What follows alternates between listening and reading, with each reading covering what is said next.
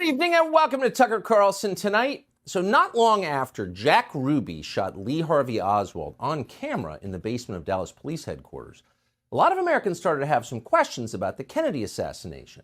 It was, you'd have to admit, a pretty extraordinary sequence of events. A lone gunman murders the President of the United States, and then, less than 48 hours later, that lone gunman is himself murdered by another lone gunman. What are the odds of that?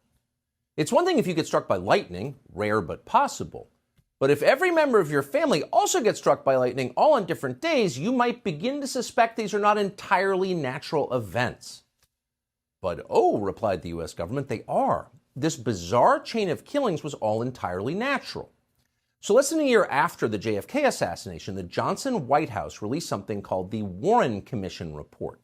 And the report concluded that while their motives remained unclear, both Lee Oswald and Jack Ruby had acted alone. No one helped them. There was no conspiracy of any kind.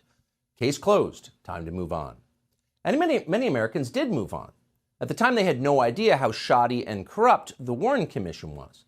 It would be nearly 50 years before the CIA admitted under duress that, in fact, it had withheld information from investigators about its relationship with Lee Harvey Oswald.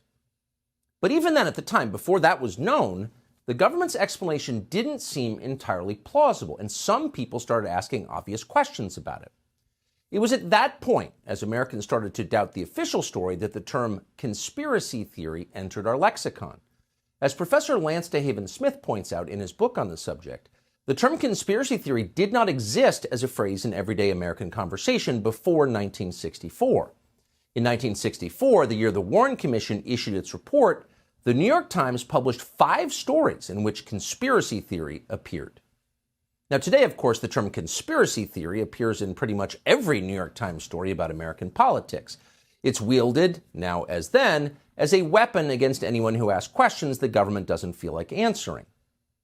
But despite 60 years of name-calling, those questions have not disappeared. In fact, they have multiplied with time. And here's one of them. In April of 1964, a psychiatrist called Louis Joylan West visited Jack Ruby in his isolation cell in a Dallas jail. According to West's written assessment, he found that Jack Ruby was, quote, technically insane and in need of immediate psychiatric hospitalization. Those are conclusions that, puzzlingly, no one who had spoken to Jack Ruby previously had reached. Ruby had seemed perfectly sane to the people who knew him. Louis Joylan West pronounced him crazy. But what West did not say was that he was working for the CIA at the time.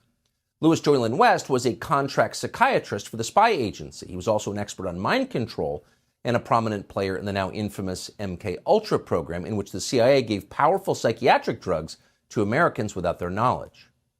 So of all the psychiatrists in the world, what in the world was this guy doing in Jack Ruby's prison cell?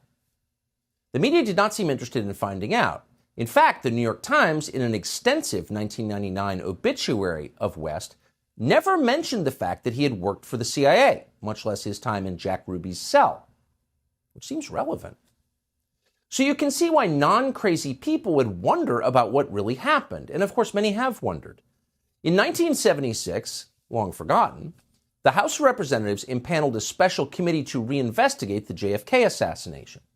Their bipartisan conclusion?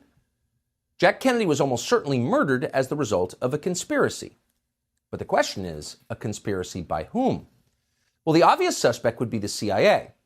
Why else would the agency withhold critical evidence from investigators?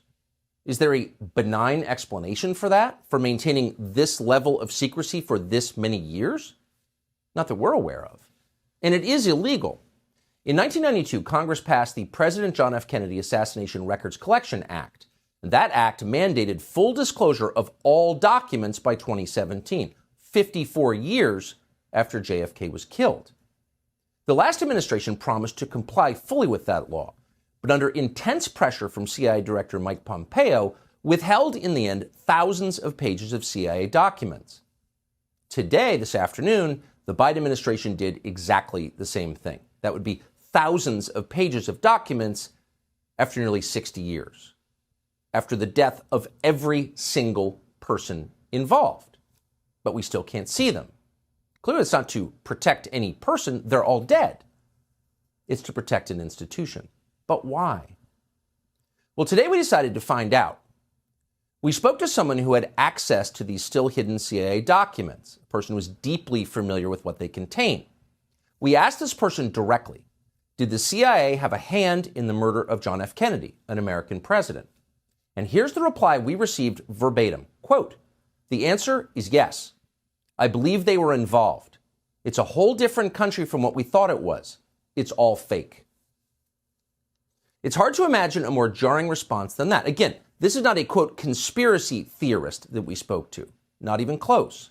This is someone with direct knowledge of the information that once again is being withheld from the American public. And the answer we received was unequivocal. Yes, the CIA was involved in the assassination of the president.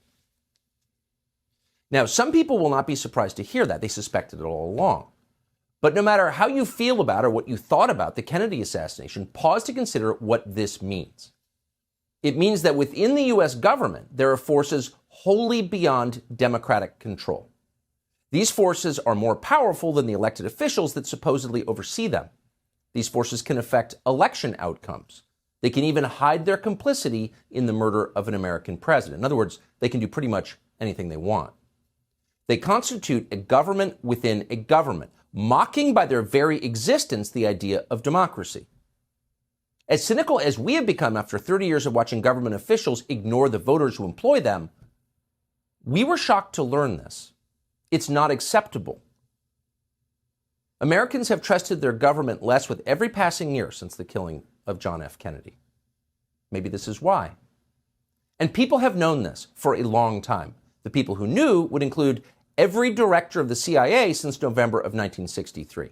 And that list would include Obama's CIA director, John Brennan, one of the most sinister and dishonest figures in American life. That list would also include, we are sad to say, our friend Mike Pompeo, who ran the CIA